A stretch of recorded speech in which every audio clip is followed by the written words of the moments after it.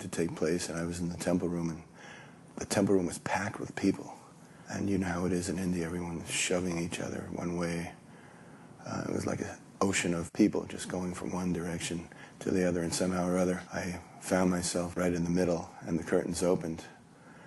I had no idea that Prabhupada was going to offer the first arti.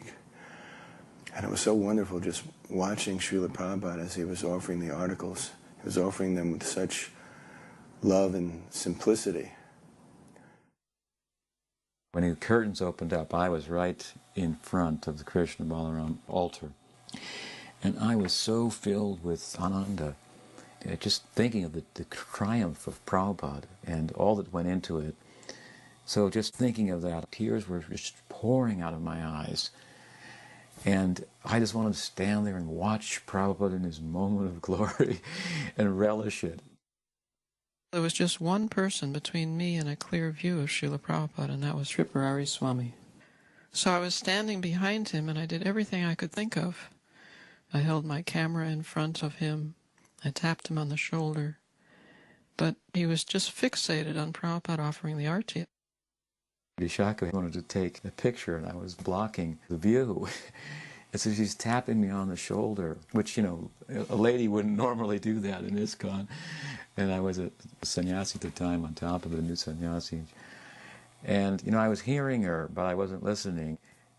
He remained fixed in his position and, in fact, just ignored me. So I became a little bit desperate, and I put my mouth next to his ear because the kirtan was very loud. And I said loudly, "If you stand there, then you can see Srila Prabhupada offering the arti. But if you let me stand there, then the whole world will see Srila Prabhupada offering the arti." So she got to me, and I stepped out of the way, and she took a very famous picture. Jaya Radhe, Jaya Krishna, Jaya Vrindavan.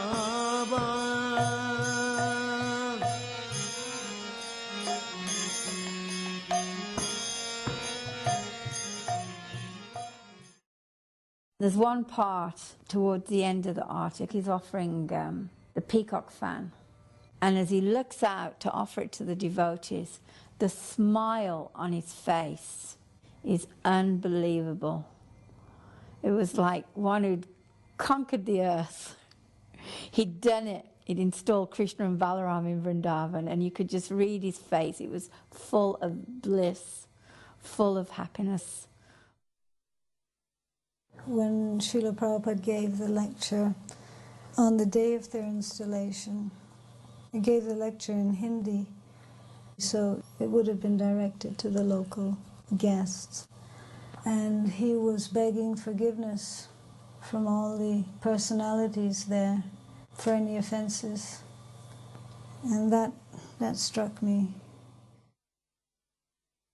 There were days of speeches by different godbrothers and learned men of Vrindavan. In particular, I remember there was one speech given by Nisringa Vallabha Goswami, where Nisringa Vallabha Goswami gave extensive scriptural evidence of how persons who were not members of the Vedic culture could be elevated to the platform of Brahmins and Vaishnavas. And Prabhupada was quite pleased with that speech. It was given in Hindi, but Prabhupada gave a summary afterwards. And the other thing I'll never forget is the quantity of pink rose petals. And there was this like abundance of pink rose petals that you were actually kind of up to our ankles on the floor. It was so special.